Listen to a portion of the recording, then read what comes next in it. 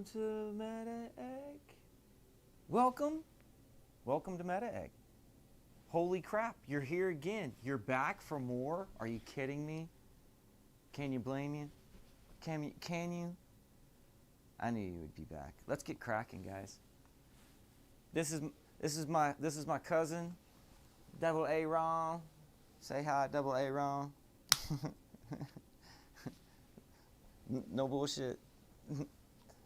Thank you. Cheers, my friend. We're going to dive deep. I've got a little something planned for you guys. I also want to thank my friend ANDRAS Jones for returning to the show to watch this episode with us.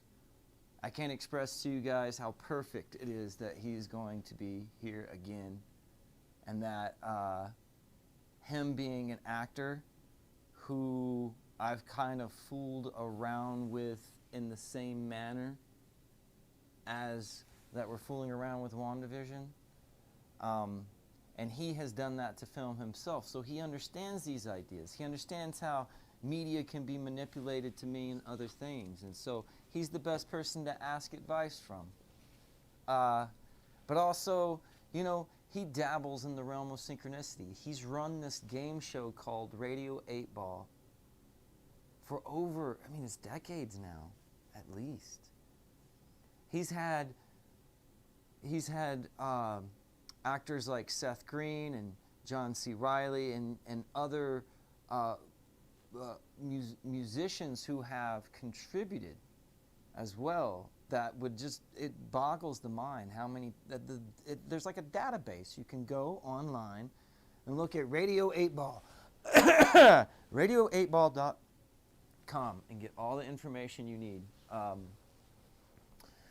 And he's not a tarot guy either, come to find out, but he gives me enough insight to know that we had a direct hit last week.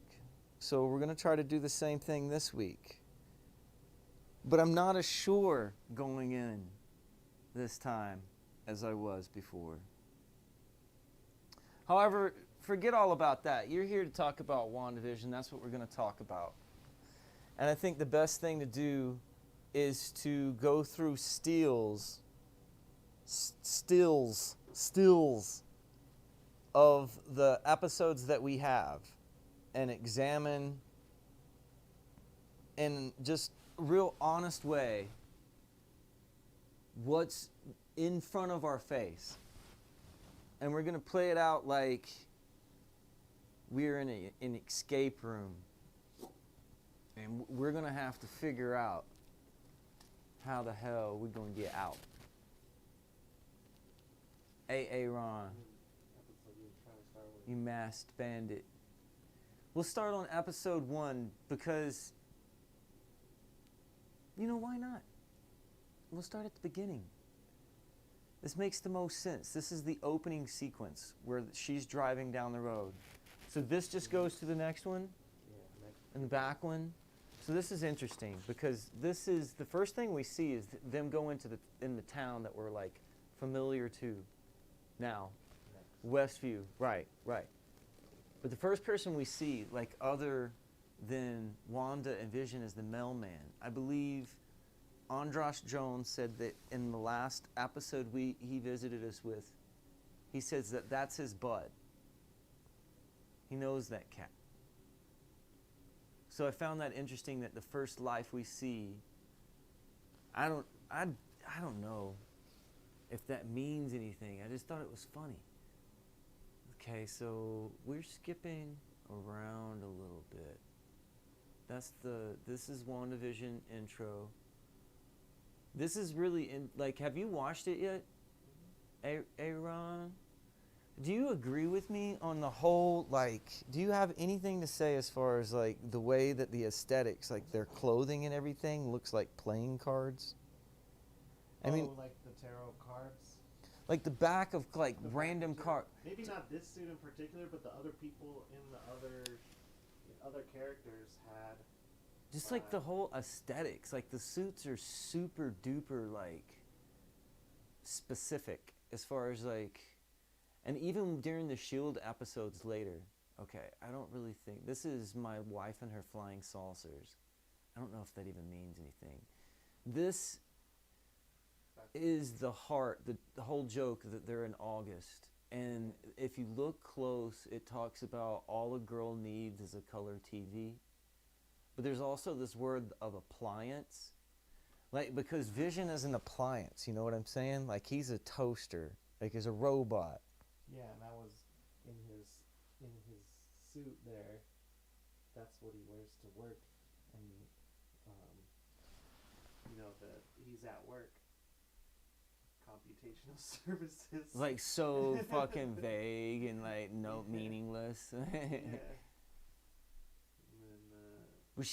I clipped this one because this is when her friend meets her and she does that whole thing where it's like, well, what's today? But she says, Wanda, charmed. There's other specific things which is points like specifically to which with her. Like, okay, we're still going, we're still fine, right? Yakety yak, don't talk back. This is again where he's talking about computational services, the input and the output, and that's basically the blank basic symbolism you get. And that's why this is important to me, because everybody's hunting down these Easter eggs. If you look, and there's all of these this talk about 73 Easter eggs, 44 Easter eggs. Who fucking cares? Like, they knew that this would be like combed over specifically. But I think that they're being a lot more, they're playing two different games. So this is, no skeletons in your closet, Vision. Very, very dreamlike, overly simplistic, generic, exactly what you would see. No, the magazine is important because I feel that the theory is WandaVision is inspired by Stanley Kubrick. And in The Shining, there's a big to-do about the use of a playgirl that Jack Nicholson is reading in a specific scene. Now, they're props. They're overly done props, just like how I feel the costumes in this whole series are. They're overly perfect. Just gorgeous, traditional, of course. But there's the overabundant Easter eggs of the advertisements being the products that are on in her kitchen. Instead of joy, it's coy. The word coy for not being honest. Or, well, let's look it up. I mean, I probably have a different interpretation than what it actually is. Coy. Being coy. Let's see. Being coy. What does coy mean? Quiet and shy. The husband eater. Now, glamorous. Now, glamour again is a witch term. I wonder. Now, are you back in here? Now, say that you had like just a cheesy random deck of cards. Now look at that wallpaper. It's like just, it's like overly you can see the like patterns now with the cross. Yeah. So I feel like the whole aesthetics are playing cards. Like look how his suit is like so pristine and her shirt. Yes, and even her apron. But it's like they're not. It's almost like it's like a stage play costume set, right? You get what I'm saying? Mm-hmm. And there's really specific. They play with they different scenes, people are wearing different costumes. It's pretty important later on in the second episode. This is when he comes over that night. The 6 is missing. See that? The 6 p.m.? Yeah, the 6. The 6 is missing. The 6 on the clock is missing, like the little starburst. Yeah. What is the meaning of this? The meaning. All right, this is just random. So she mentions the chocolate-covered strawberry. If you pay attention at the end, right, that's the one that he pulls out. But there's other strawberries. So back here earlier, we had this. It shows you a plate, and on the plate it's breakfast, but there's like a piece of pineapple and a strawberry on top. Yeah. That's not the chocolate strawberry, but when he chokes, that's what they pull out.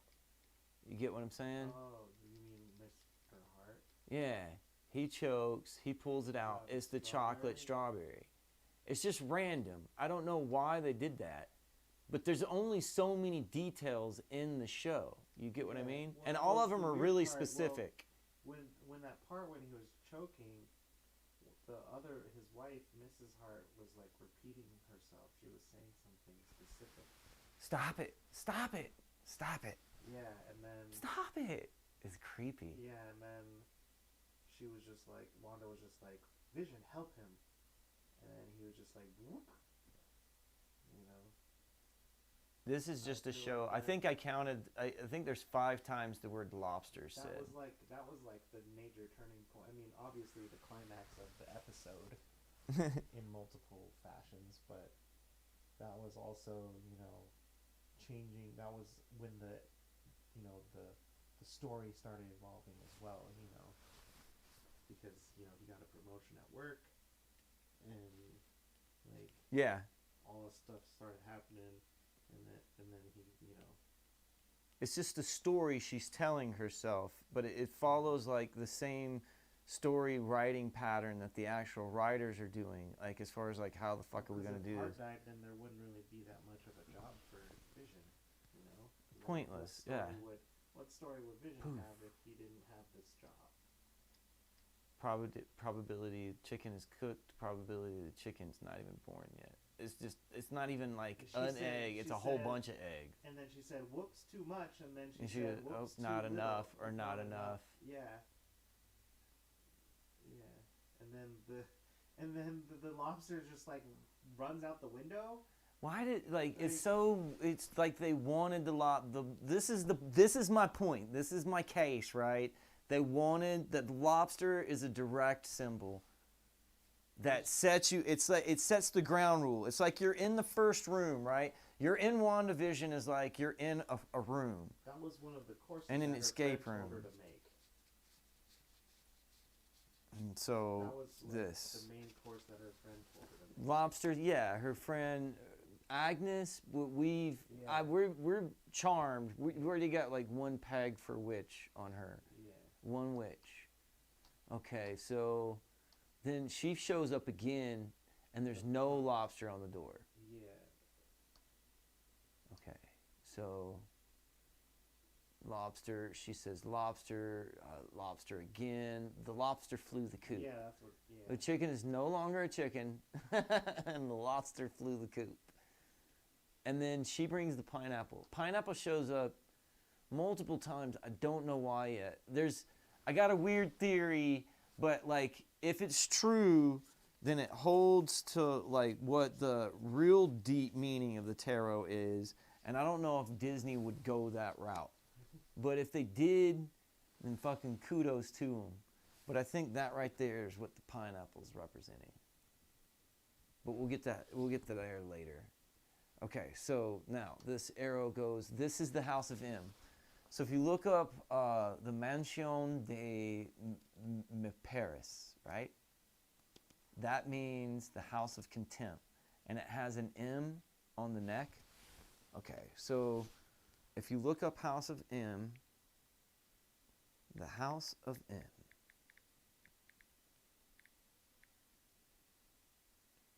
The House of M is a 2005 comic book storyline.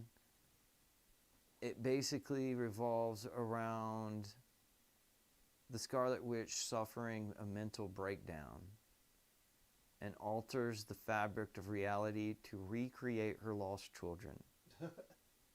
Scarlet Witch's father, Magneto, and her twin brother, Quicksilver, play major roles. And then that's the Sarkovian stronghold on where she was gotten. But I mean, this is like a standard. This is your standard. This is the only Easter egg that everybody scoops up from this episode. But we're not talking about Easter eggs. We're talking about meta eggs. So she's the only one eating, but he chokes, and he asks them, what's their story? What is your story? And they don't know. Stop it. He pulls it out. Now, I've looked. There's like a parakeet over, not a parakeet, but another peacock. I don't know. I don't know if that painter right there might come into play later on. But these are just random bullshit. Doesn't mean anything. Like, all of these are not really Easter eggs. What's important is that lobster. Because that's your only clue going into this room if you're going to try to get out of the fucking... If you want to get out of the escape room, you got to pick up the lobster. But we're going to come to find out that there was other clues that we picked up, like what she's wearing. And their whole situation is described once you uncode that lobster. You get the definition of the moon card to express to you what's happening in the story. It is a card of illusion and deception, and therefore often suggests a time when something is not as it appears to be. We've read this 1,000 times. The next episode. Can you get to the next folder? Please. Let's see. Hold on. This one just has them in the hexagram, right? Vision and Wanda Maximoff. And then we're back. And then there's the messenger. So this is the beginning of the next episode with them in twin beds, which is interesting because there's no real relation. This is why they used the decades, because this represents how she's gradually moving into the relationship. They haven't conceived yet. And the next thing that you see is only your lovely rose bushes. There's a little play of the game with the lights. And then the rose bushes is the first, like the word lobster, it's the first time you hear roses. It's like a game of catch it. Now go to the next one. That's fine. Your intuition was flowing, my friend. Mi primo, hey Ron. Look, if it just flows like it keeps going to the next one. Again, that looks like the back of like a casino playing card to me, dude. Am I crazy? Come on! Yeah,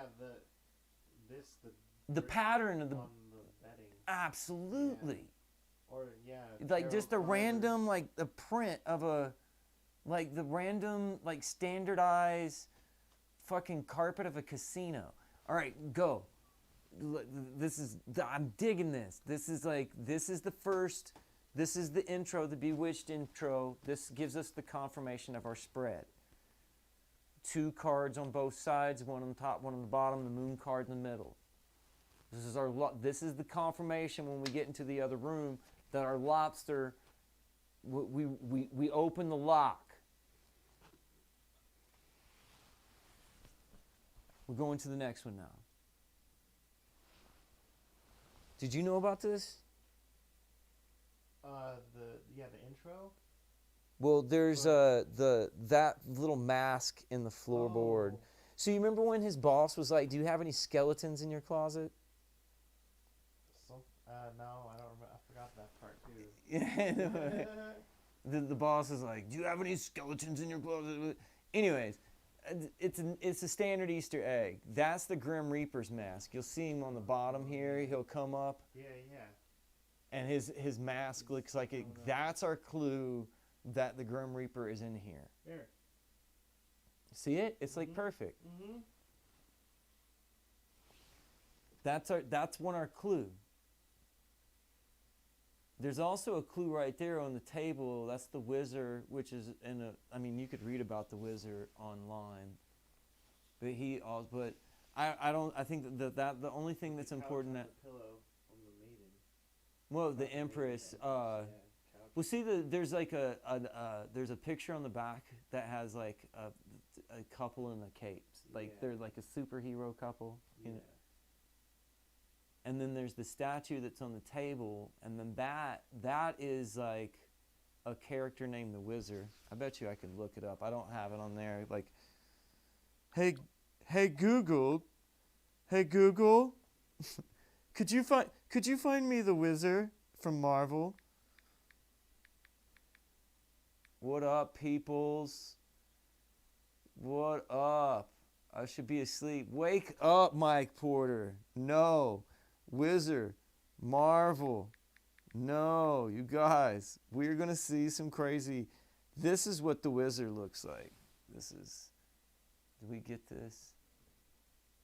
So, that's what the Wizard looks like. And at first they said that the Wizard was the Scarlet Witch because he was more like Quicksilver.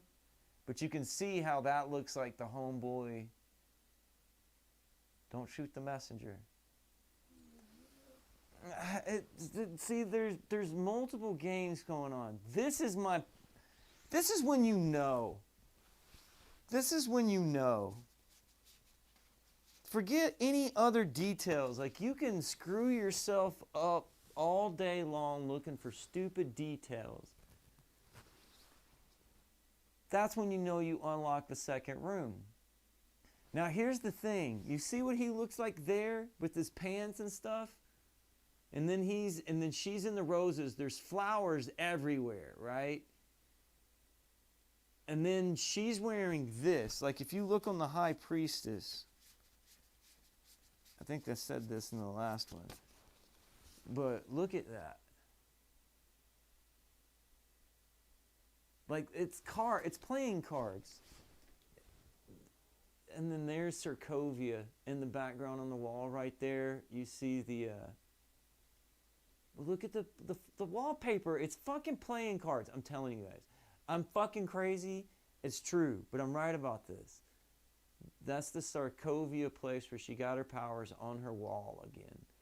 And then there's the rose bushes. Again, roses. There's the sword. Now, I thought about this. This right here, this playing card has the colors. There's colors associated to it. The red and the yellow. And see how there's like a sword on the table? Maybe the pentagram is the helicopter too? I don't know. Just brainstorming. But there's roses. You see the roses? There's roses all over this episode, just like the lobster. Look at the star of the show. He played Jesus in last year's Christmas. She's talking about the rabbit. That's so random. And then there's our homeboy. He's in every episode, man. She's all checking out the mailman too. She does. She like flirts with his ass. She like digs on him. And she like all checks him out. I'm like, you're right. And she's like, don't shoot the messenger. Okay. All right. Weirdness. And then she's talking about roses again. And then she's talking about the key to this town is Dottie. And then this is for the children, because we're making babies. He gives them, I don't know the protocol. He was like, you come in here. So there's a thing with the magician card. You can see like one part of him is rigid and stiff. The other part is relaxed and almost drunk because of the chalice that's on the table. So this is Vision, because he turns into a whole nother person. When he shows up to the show, he's not even wearing the, like, you know how I told you, like, all the clothes in this are, like, top of the line, like, tailor-made, super-duper thick fabrics, and just, they look overly starch.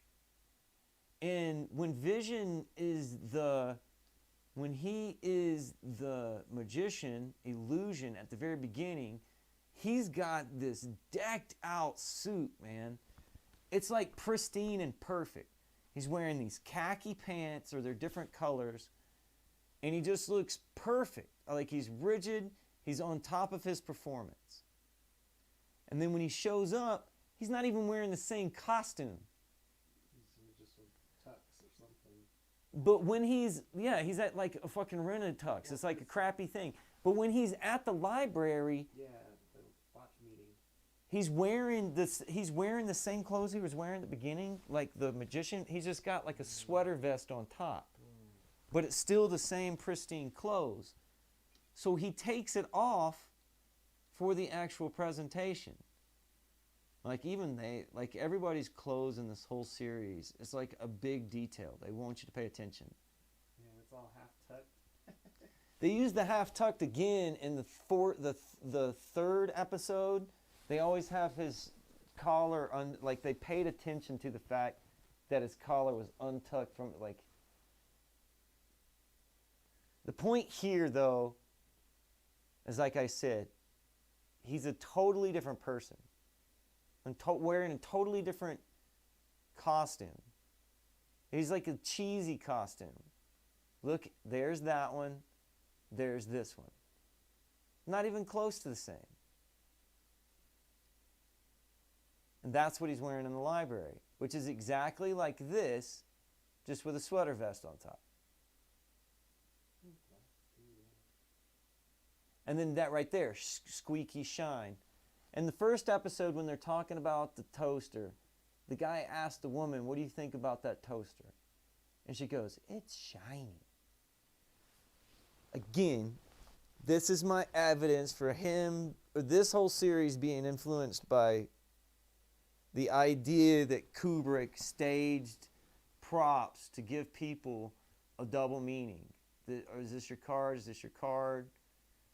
She changes the probability of the piano being a piece of plywood. The magnet of Christerias. Is this your card? Is this your card? This is perfect right here. And then everything's good. That's the chalice, I think. When they get the trophy, is the chalice on the table. You're like, nah, okay. And see, even look at her, the Monica's in the middle. Even her dress, first off, it looks like the pixels that are making up the bubble on the outside. That's the High Priestess. Yeah, she is the High Priestess. But it's like this, her name's going to be Photon or Spectrum. And she's going to be like, she's basically going to be light. That's what her character is.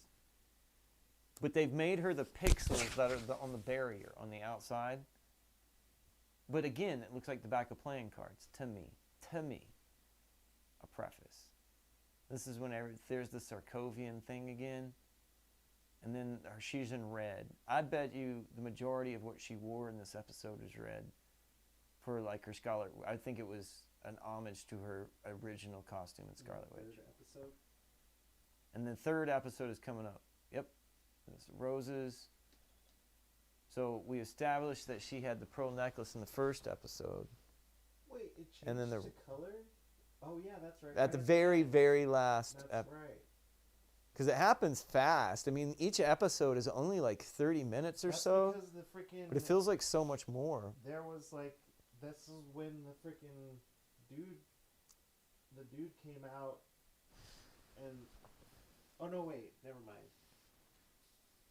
I thought it changed colors when the dude came out of the sewer. And oh no! She was like, no. No. I think the first color in the first episode was the toaster, and then the second color was the helicopter and the blood on the girl's hand, Dottie's hand. Right, but I'm saying like when it went full like all the episodes like went full color. This is when it first happened, right? When after they got home from winning the magic show, and then she was pregnant, right? When they finished Yeah, she's pregnant here, and then right when she's pregnant is when, like right here, basically. right, and then that's right after I totally skipped. I mean, you're right, because I skipped over the whole. That's where look, I'm pregnant, and then it starts turning color. Because I took out the beekeeper. I think the beekeeper was a total ruse. I think it went nowhere. It wasn't really bees, though. It was flies, right? Man, I don't know. I thought I was right. It could still be bee. He's in bees. I don't know if he's Mephisto. I don't know. Like, we're coming up to. We'll go through the third episode here, and then we'll go through the fourth one with Andras on the other side, perhaps. But here's what I want to reiterate. The second one, the magician, on the card, on the story wheel, would be the talent. Is when you establish your hero's talent. And like I said, he's both lax and he's rigid and performs well. This is vision. The magician is standing for vision, but at the same time, it's Wanda, because she does all of the magic tricks. And like she says in one of the episodes, it's all Wanda. But once you get your 2 base cards, you can make the key to the third room, because it's you know she's pregnant, so the play is forced. So the Empress is what we called. We've already had confirmation that the episode is drenched in the symbolism from the priestess. The priestess basically just means that you're starting a family or new business or whatever. Stillness, passivity. It's like the most maternal. That's the thing. It's like a forced play. So we're going into the episode and we're looking for wheat. Okay, if you got it set up, Set up. I think that's the same painter in the background as we saw in the first episode, but we'll get through this. Those are all the hexagons. There's something very Rosemary's Baby about this whole intro. Oh, wait, go back. And again with Apron. Cards, man. Don't you think? Like even a shirt. Like the repetitive nature that you would see. So again with the appliance. You get it? Yeah. He's just a vibrator. Appliance trying to learn about pregnancy. But that's Rosemary's Baby, dude. Like he's reading Rosemary's Baby. There's this whole idea that's very just abnormal. See, look at his like they're too perfect. The suits, the ties, like look at the tie, look at the background aesthetics of the wooden structure. Looks like a playing card. Oh, I just can't get over it. This is confirmation right off the bat. The couch that the Empress, this is not the high priestess, this is the Empress. This is the pregnant card. She's hiding pregnancy. She's like in a muumuu. And then she's on a couch that has that symbol that you see. No, not the wheat symbol. The Venus symbol. It's just like a symbol of maternity. But it's like all over the couch on the card and the couch that they're sitting on. I mean, it's like, it's so Stanley. It's weird. It's like The Shining, dude. The Shining is very Rosemary's Baby to me. You see when a man that's what the card represents. Like if you read, they're just sticking to the straight birds and the bees connotation.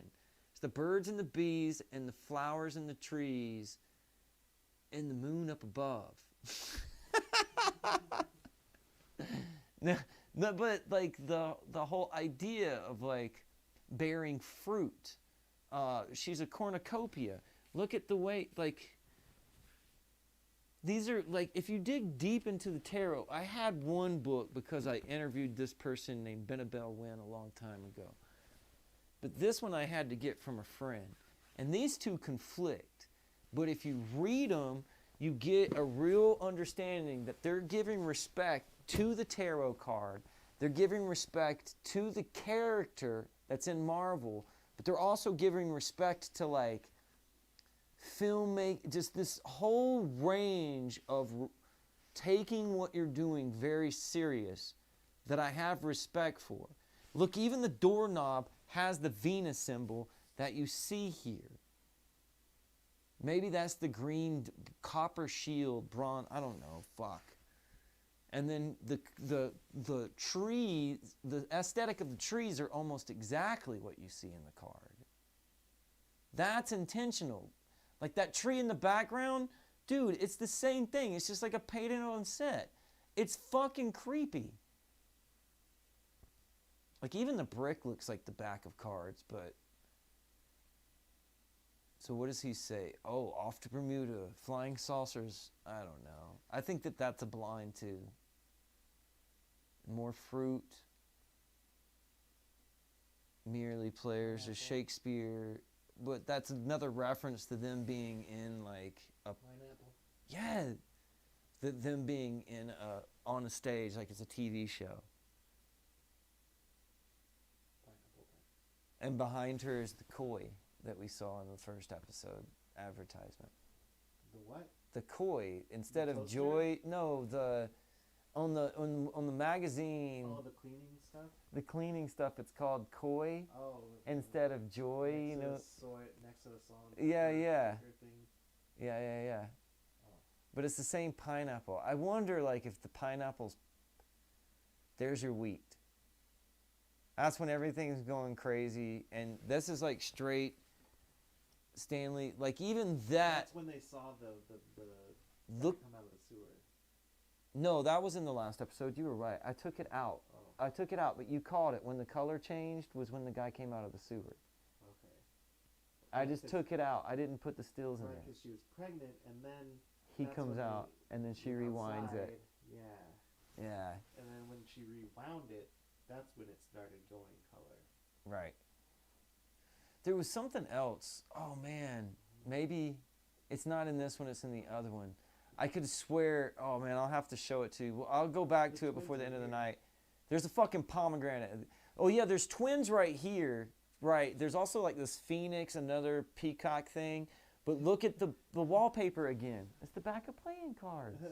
She's like, his ears make me look fat. And then he's like, oh, thank God. Thank God. That's when the power goes out. So the power went out, though. Because of what was going on with her. So the weird thing right there is it says 2 fire Hydra. Like, we already have all this Hydra stuff going around, right? Oh, Hydra. Yeah. Hydra was the dude that came through the... So going back to this, which card? This card. One of these cards are Hydra, right? What do you mean? Oh, you mean like water or whatever? I mean like Hydra, like Hell Hydra. Like yeah, exactly. Hell Hydra. Hell, yeah, like this one of the swords, one of them's sword and one of them's Hydra. Oh yeah. Lights. Yeah. Absolutely. But there's like this weird. It says 2 fire Hydra, like hydrants. But it. Oh, never mind. No, I know what you're saying. See, look at his suit. Look how perfect that suit There's is. 2 fire hydrants that were set off by Hydra And people. it's like a word play again. They're like planning. See, this is the whole aspect of this card with the waterfall. Like they snuck that in there. You see that? But that meant her water was breaking. Right. And it's also like Noah's Ark. It's like, because everything's 2s, there's like giraffes and stuff everywhere, and the fruits everywhere, and the wheats everywhere.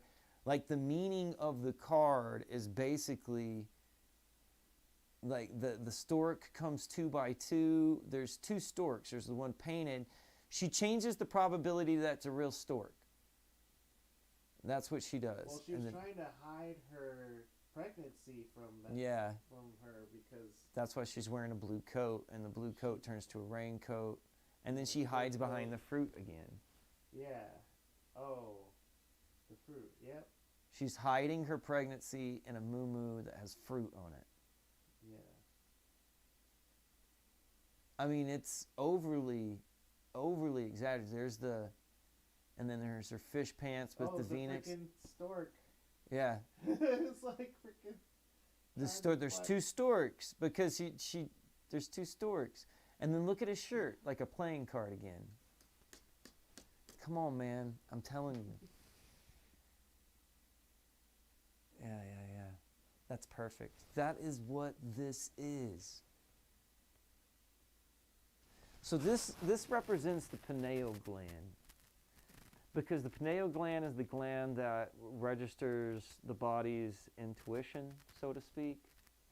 And that's why it's represented in the tarot card. But that's like some deep, deep arcana, right? That's like, I think that's what the pineapple is, because other people view the pineapple as the same thing. But I think that they're giving respect to that. I don't know why, unless the pineapples are like poison. But that's just crazy talk.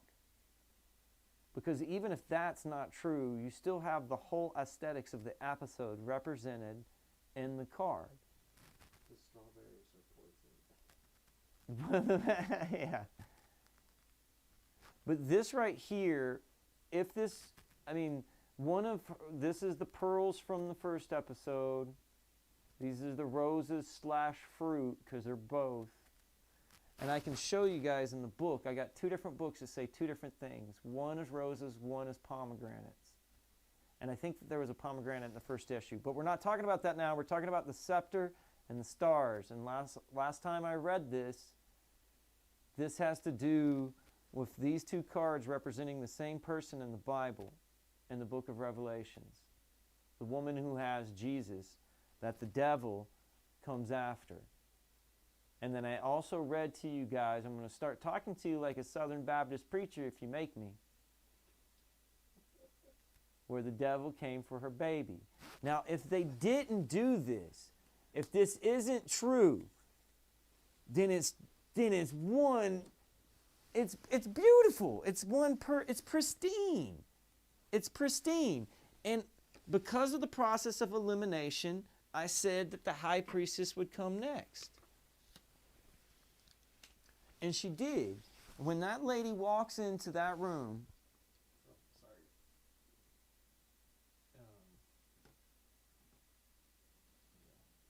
When she walks into that room, you can see, look, she's got witch's shoes on. Check out her shoes, bro.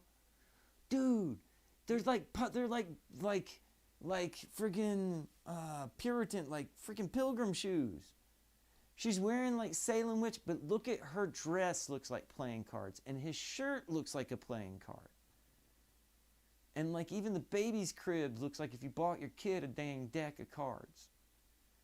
So then when she comes in, she's wearing all of the clothes of the high priestess.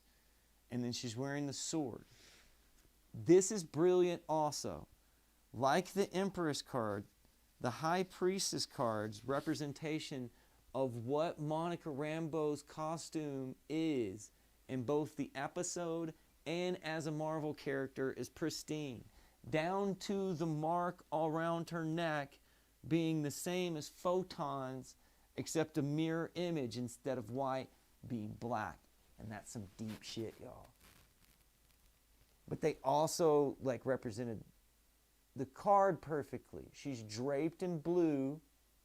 And look at her dress, the background of her dress looks like playing cards. All of those little starburst and everything. And she holds the truth. What we got this episode, this next episode that we're about to look at, we have 30 minutes to look at, and then Andras is going to join us, and we're going to chit-chat with him, and then we're going to crash course the last episode of the 4th one. But basically, we already know what happens there. And what happens there is we're revealed what's going on behind the curtain. Y'all hear me? We know what's on the other end of the bubble. Okay, let's see how many cards we got. That right there, the bubble. Westview. And then we're back to the middle. So we go to 3. Yeah, we can go to 3. Wait, that was 3. Yeah. 4 would be with Andras, right? Is that right? 4 and then 5's tonight. Is that right? Yeah, 5's tonight. Okay, we can chill and regroup for a second. Goodness, let's check the chat room for a second. Let's see if anybody's still up and looking around and peeps. Wasn't Whistler in the Jessica Jones show? Yes, a version of him was, for sure. But there's been multiple different versions of the Wizard. And there's been multiple complications with who Wanda's parents are, because they just retconned it again a couple of years back as being, I can't even remember. It's so stupid and complicated now. Probably Wizard was just a nod. So we don't know if any of this is nod. What happens is once you get confirmation of the High Priestess as the fourth card, but you don't get a new card, you have to use process of elimination to figure out what's left. That's what we're dealing with. I think we have enough evidence to know that our strategy is right, but we don't know what we're going to get. Maybe we have to get really clever and pull some shit out of our ass. But if we get the devil, then that's the story that we're in. And we've gotten evidence from both the characters and the cards, because this card specifically represents a devil eating a savior baby. Right? Whatever baby that may be from Revelations 12. So this person has a baby. Then that baby's going to be in jeopardy. This card right here. Yeah, I think that's what's going to happen this episode. Well, I mean, if you read the devil, the devil represents being seduced by the maternal. Is it maternal? That says maternal world and physical pleasures. Also living in fear, domination, and bondage. Being caged by an overabundance of luxury. Discretion should be used in personal and business matters. And I think that they made these descriptions of these shows really blatant and deliberate. And the reason that we have confirmation is one of them specifically mentions a sword. So process of elimination, the devil's in the cards, death's in the cards, justice is in the cards.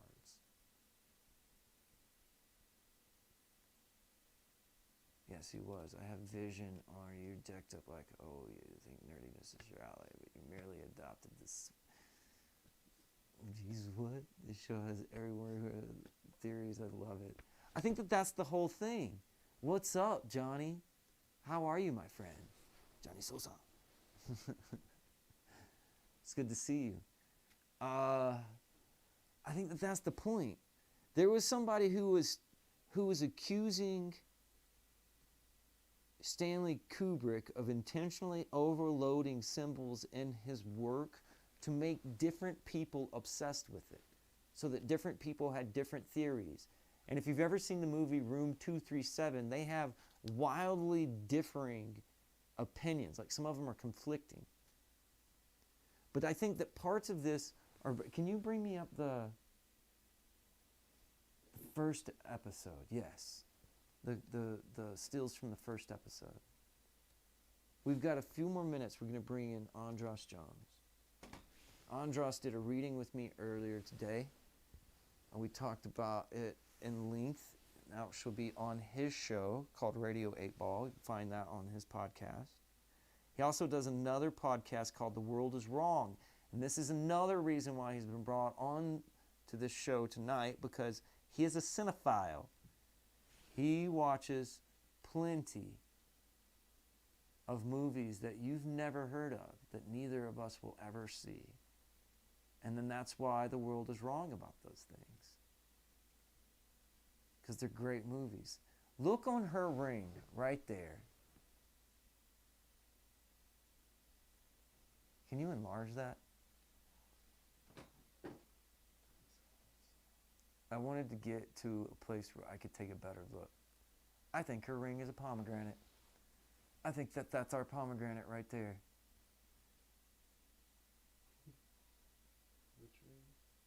What the fuck is that? Yeah, right there. You're right on it. Is it just like an enormous diamond? Look, man. I feel like it looks like this. Like, Here, hold on. because there's a progression. This is the second card. This is the third card. This is 1. This is 3. This is 2. The devil, though, like if you see this as Vision, and then that's Wanda. Look, yeah. I'm gonna. That's my pomegranate evidence.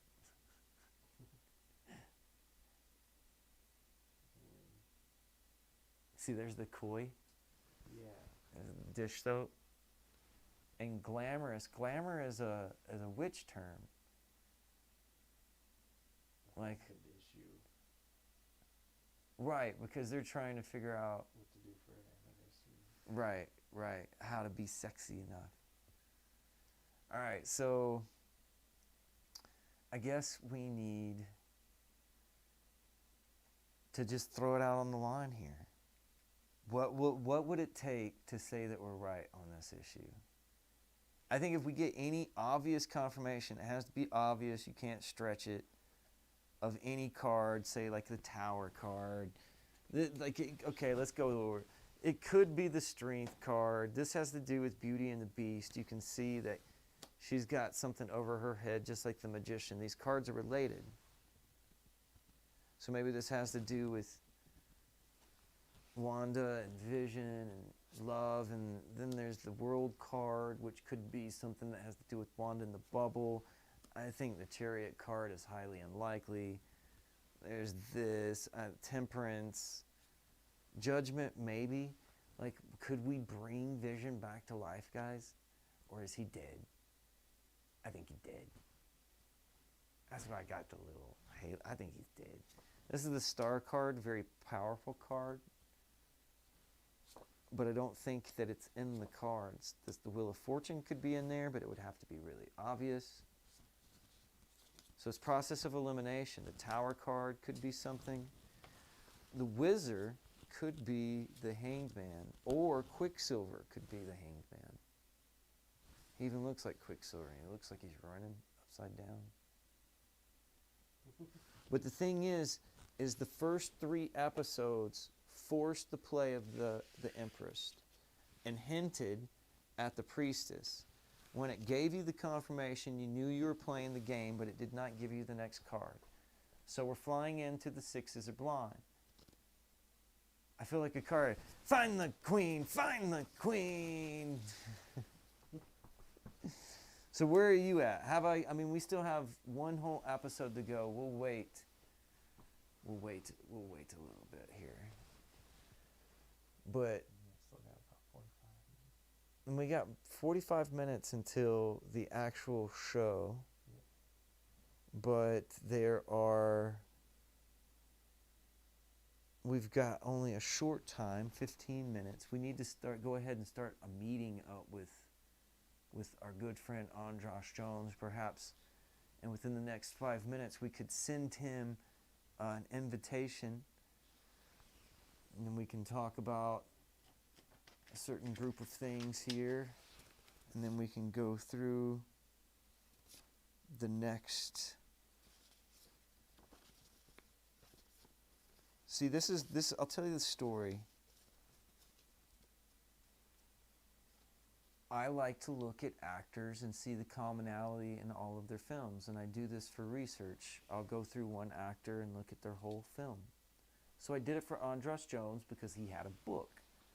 And you can see if there was any relationship in an actor who is not a, how shall we say this, Illuminati actor.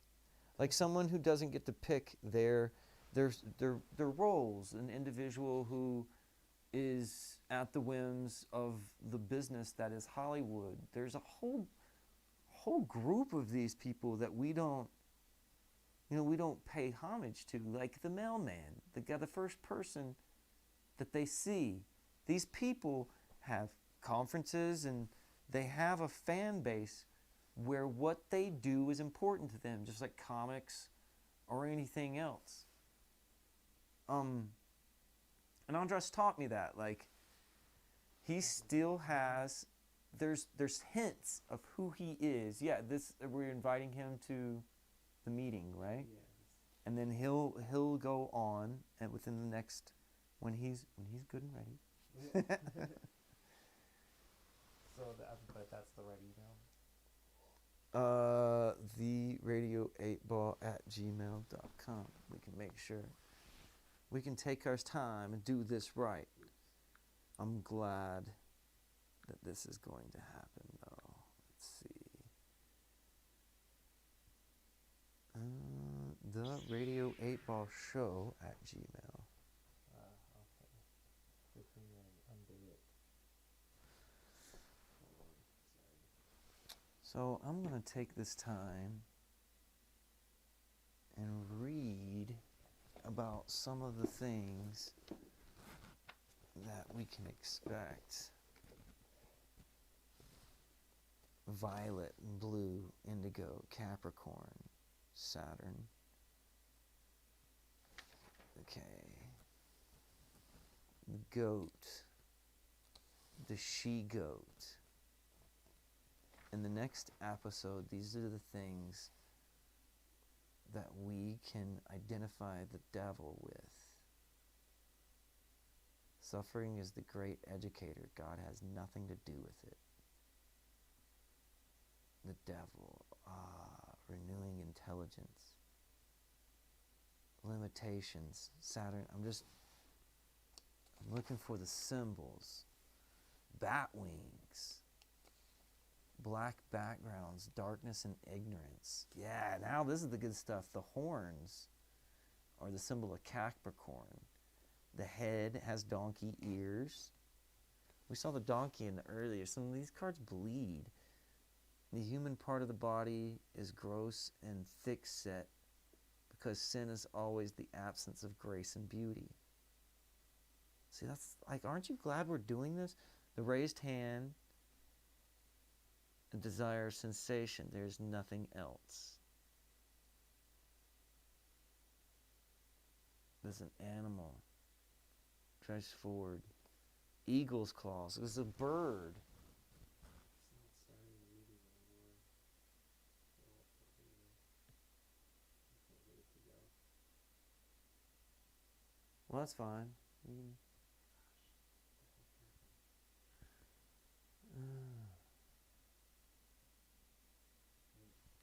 So, over the head of the devil is a crudely constructed pentagram.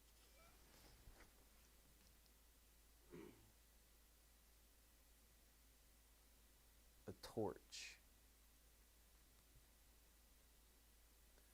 This is one of the most subtle symbols that indicates a man-made, picture made at his most, the man is the most perfect form. We must exert effort to go uphill. To slide down and back to the animal is to refuse and make the effort. All the nude figures in these cards have navels. All are created by man. The perfect subconscious is just as much created by man as the deformed subconscious.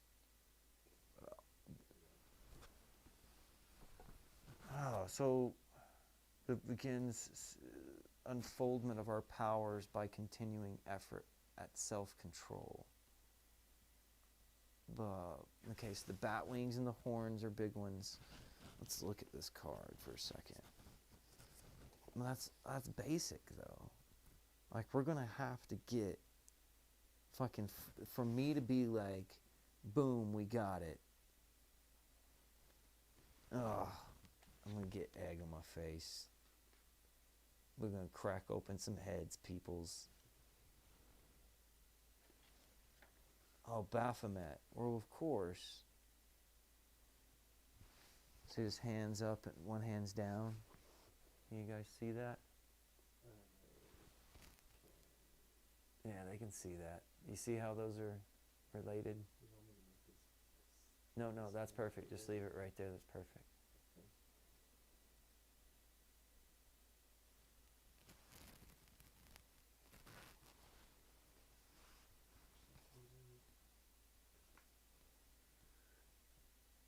And during my studies of the tarot, I can remember being surprised that card 2, the High Priestess, is assigned both the color light blue and the moon. Traditionally, light blue represents the 5th chakra of the, I don't know, whereas the moon represents the 6th chakra of the 3rd eye chakra or whatever, which is indigo. The planet Saturn, the ruler of devil, usually represents the base chakra, not the 3rd eye chakra. Understanding came for me when I learned that the Hebrew letter assigned to card 15 translates as I, which is more the color of the devil, as indigo, which is accepted color of the 6th. So, I mean, it's so overladen, but I feel like we're going to get just the basic translation as far as the plot of the story goes. Where she's seduced, and I don't know if I can make any predictions past that. So I can't switch the microphone to white Lilithon right now. Well, we can put the helmet back on, right? That thing? Yeah, we can do that. So. Which is okay, I guess. I just can't be loud with him. Well, I mean, he'll only hear you through that. Okay. He won't hear you through the lapel.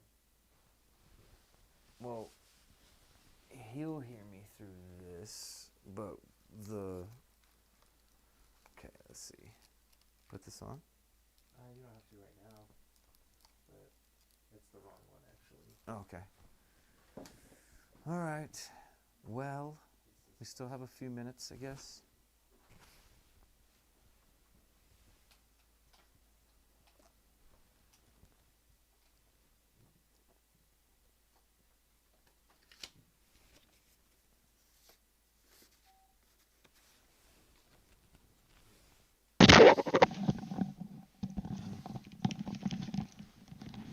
Is there anybody still up? Check, check, check. Yeah, I think there were the same 7 people. Good, good. I'm glad you guys are still with us. I hope you can hear me. I hope I don't look that ridiculous. Where I live, Mike, it is almost 1 o'clock. It is 12:30. Now, if you are where I think you are, it is going to be 3 very soon for you. Is that correct? Wow. Yeah. Good for you, man. Good for you for sticking it out. What's up? How are you, Jonathan? Thank you for coming by today. I appreciate it. What do you guys think? So far, so good? Do you think that this is a solid theory, perhaps? Or are we about to get... Sounds way better. Sounds way better. Good. Good, good, good, good, good. All right.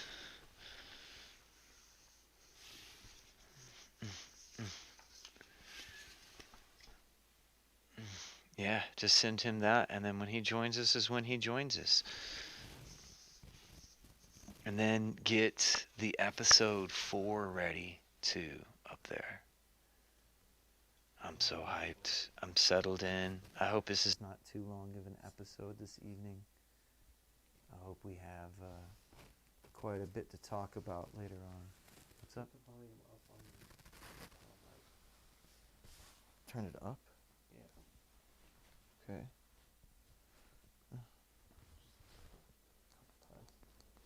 Check, check, check. I can still see that loud and clear. You might want to move it up a little bit too. Yeah, there you go. Ain't no way I'm going to not be heard. Check, check, check.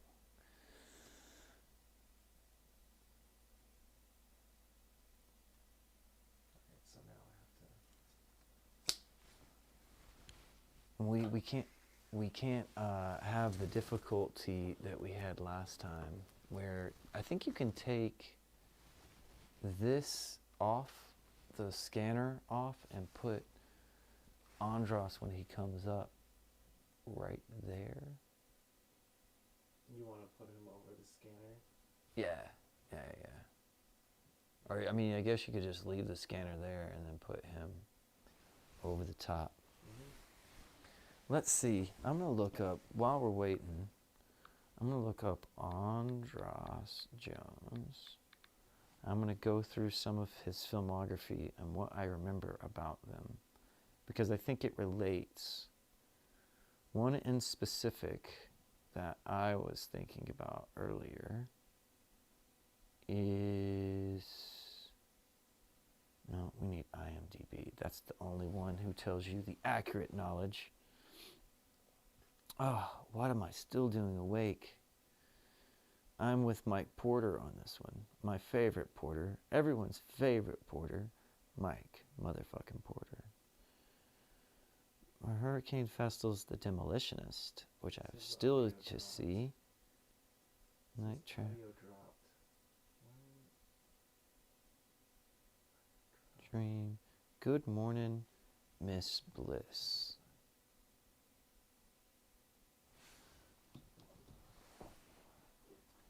What's wrong? I accidentally put that over top of your face. Check. Good Morning, Miss Bliss was the original title of Saved by the Bell. With all of the original cast, except I think a few members were switched around. Are you reading something? No, I'm not. Can you hear me? No, I'm doing a sound check. So I'm just going to keep talking. This was... What year was this? I mention it because Dustin Diamond, who played Screech in the Saved by the Bells, recently passed away. And ANDRAS JONES, you might remember as the bully, Deke Simmons,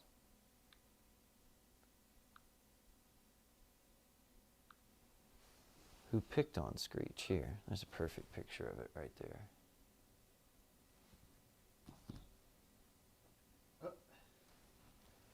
Do you remember this? Have you ever watched this? Were you too young for that? Saved by the Bell? R.I.P., dude. He just died. Yeah, that's what I'm saying. Yeah. R.I.P., but that's Andras right there. Oh, that's Andras right there, picking on Screech? Yeah. Oh, man. Isn't that classic? That's classic, dude. That's something else. I remember specifically that episode because when Andras comes into the bathroom, Screech does this thing where he's like, guards his face and tries to punch, does this. Yeah. Protecting himself. And then I'd like start fights with my big brother, and if he would like come at me, I'd just do the Screech thing. It was like, but it's interesting.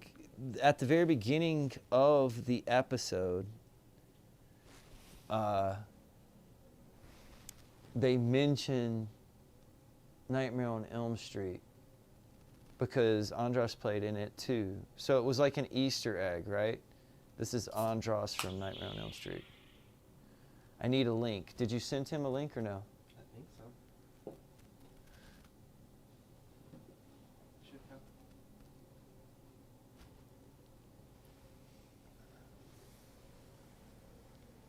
Check again. Let's see.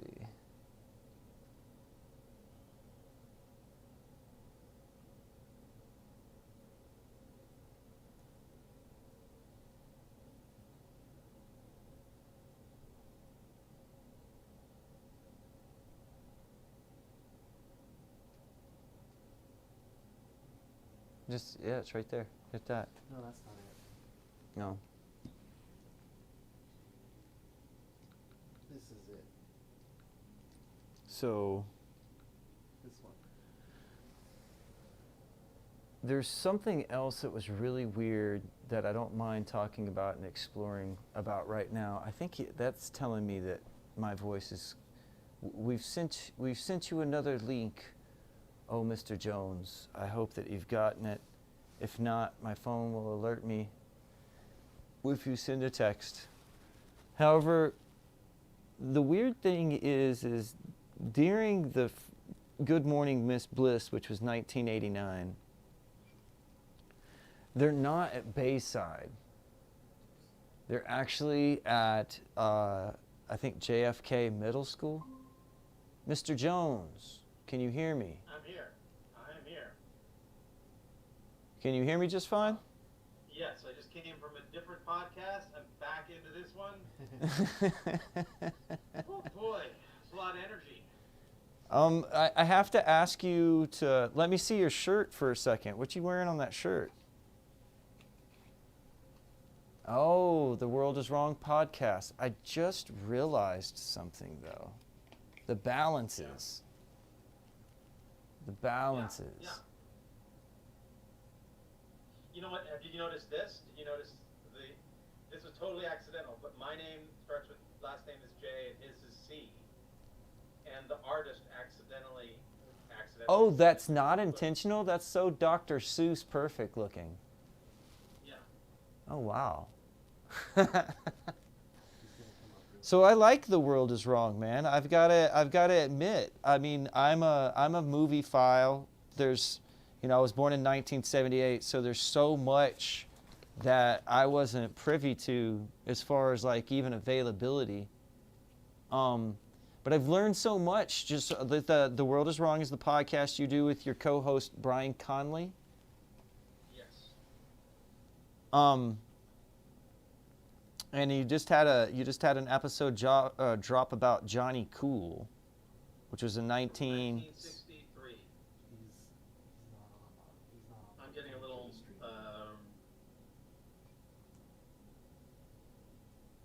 getting feedback as he's coming through. Okay, hold on a second. 1960. Can we? Or let's make. Last time you talked forever, and we weren't really like sure if the sound was good. So let's make sure that like we're good here. Mr. Aaron, double Aaron.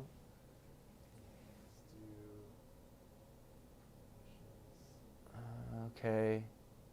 Use. Trying to change the audio out. Here we go. Okay.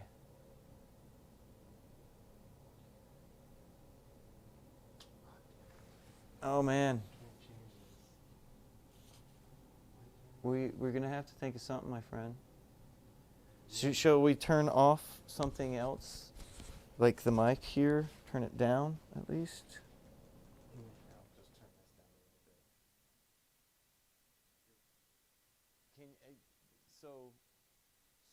So Andras, you can hear us fine?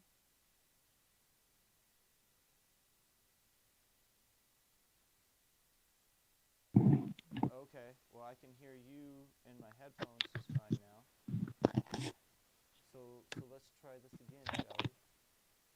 Okay.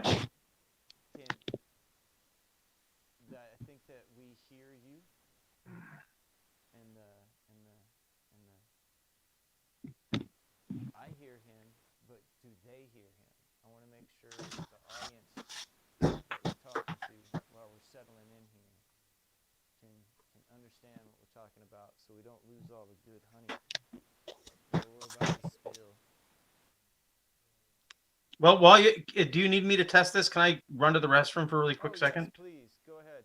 I would encourage that. Okay. I would encourage bathroom breaks right now. Cool.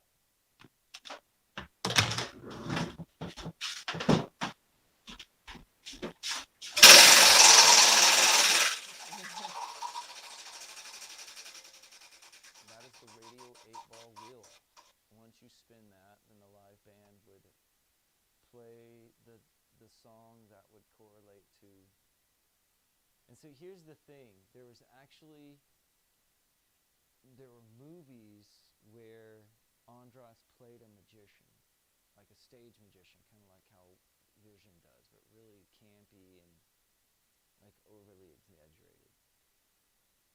But that relates to who he really is in real life in a certain aspect. I think that, that's headset out. I think I just heard him cough, right? And then that came out. So that means we're good, right? And then go up and you can see me. Check. No, we're making good time, dude. 12:36.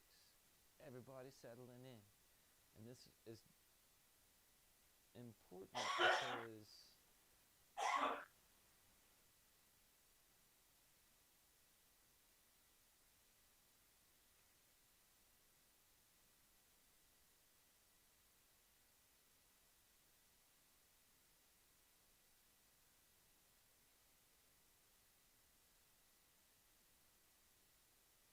well, Andras does the Radio 8 Ball, and he does The World Is Wrong. And then his co-host does another one I think is called The Director's Wall, where they, another interesting concept as far as I'm concerned, because it's basically related to what I do. So he's back. Let's make sure that we got both audio track for me and for him. A headset out right there. We can see it. So we're good. Now I was just, we're just gonna go with the flow here, and I want to talk about Brian Conley's other show real quick, Director's Wall. Oh yeah. Don't you think that's kind of syncy? I mean, that's like a very sync practice, right? Is to watch A director's entire filmography. Yeah, I mean, that's kind of like what we did with you as far as you being an actor and looking at to see if there was any personal relevance to the things that you portrayed in film to who you are as a real person or whatever. I mean, it's not the same spirit, but it's the same idea. I mean, do you see that? Would you agree with that statement? Well, I guess it's all in the intent. I mean, to me, if you're inclined to recognize synchronicities, then you'll find them doing that. But I'll tell you, like, I had Brian on the show, and he was like, it's fun being on the show, but I hate synchronicity. To me, it's something I don't like it. It scares me. I don't like it. And he went on to talk on the show about how he has sort of this whole thing about recurring thoughts that he's had to work on. That's like, some form of, clinical disorder. And so for him, synchronicities are like a reason for what for you or I is pleasant. The experience of obsessing about these things for him is unpleasant. So if you were to say that to him about the show, he would say, no, it's not at all. It's just a way of being educated about a director in a field that, you care about. So film, if you care about film, then don't just learn about a director's most popular successes, learn about the whole director's, like, their whole career. It's like buying all the albums from a band. And if you do that, you're going to experience synchronicities, but you may or may not recognize that as a sync practice. Again, depending upon how you're approaching it and how you're aligned psychologically. For you or I, it would totally be the sync practice. Well, I can understand that. It's funny, though. I kind of like the pairing of you two on that show. He just reminds me, I think... On The World Is Wrong. Yeah, The World Is Wrong, because he reminds me of like a character in like a Kevin Smith movie. He's just like, he feels like...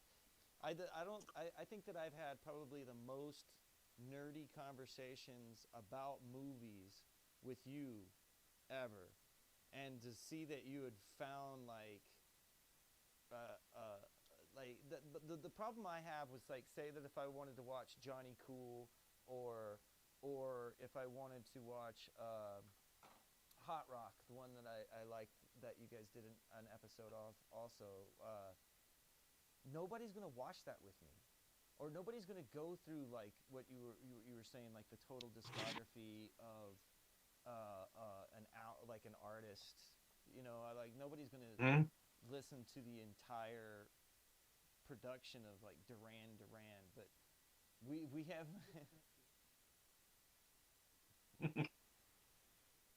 But there's people who do that. I feel like it's like my mutant ability or something. I don't know. I feel like I think it's important to do that. I think that,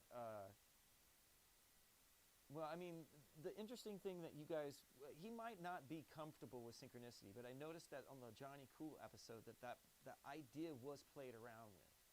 As far as like that movie's. Well, yeah, well, that one, can I explain it a little bit? Just give the audience a quick. Please. So just basically, Johnny Cool is a film from 1963 starring Henry Silva, an actor you might recognize if you saw the original Manchurian Candidate or just any number of movies where he plays a small role as a heavy. But in Johnny Cool, he plays a lead. And it was filmed in 1962 and it came out in October of 1963. And it was produced by Peter Lawford, who was one of the Rat Pack, but he was also JFK's brother-in-law. So the movie Johnny Cool is about a mafia hitman going around the United States assassinating people. And so anyone, if you're familiar with the JFK assassination and just the history around it, then there may be some syncs going off already. But so you have Peter Lawford, who's the brother-in-law of JFK, making a film about the mafia pulling off assassinations all over the United States. And it comes out a month before the Kennedy assassination. And it's got, I mean, the cast is a bunch of people who are pretty benign characters, like Elizabeth Montgomery from Bewitched, and Sammy Davis Jr., and Mort Saul, and Joey Bishop, and Jim Backus, who played the millionaire on Gilligan's Island. But within all this beautiful black and white safety is a movie that's made in total innocence. I don't suggest that there's any conspiracy going on, but knowing all that history, when you watch the film now, it's impossible not to see it as having something to do psychologically with the Kennedy assassination. You can't watch it knowing the history. The more you know about the history of that time, the more the film seems incredibly, not even prescient. Like, yeah, it's like the way, like if you watch the way, like maybe like a movie of an explosion that happens in public, and you can see the video of people walking around right before the explosion, like you knowing the explosion is going to come colors the way you watch these people innocently walking around that building that's about to explode and fall on them. And of course they didn't know. But when you watch it, you can't help project some kind of knowing onto those innocent people. And that's what watching this film is like. It's amazing. So did he find that was uncomfortable for him? No, I don't think so. Because that's far enough back. It's history. It's not like if there was the same thing and it was playing on 9/11, an event that happened in his life, I think he might be more uncomfortable with it. And I think a lot of people might be. You know, like you can do something about a conspiracy or even that whiff of conspiracy or prescience or synchronicity around the Lincoln assassination. It doesn't matter. Everyone who's involved is dead already anyway. And it's almost getting to that point with the Kennedy assassination. The closer the conspiracy is to where you are, the more likely people are to get angry at it. And again, saying nothing conspiratorial about the movie, but when I'm watching it, I'm just imagining what Peter Lawford must have felt on that day, having spent a year working on this movie. And just... Well, there was other things. I know I was telling you in an email, there was another show that was called Route 66 that aired in that Dallas area. And the specific episode was I'm Here to Kill the King. And it was supposed, but that was like the first event that was like news to, 24 hours news coverage.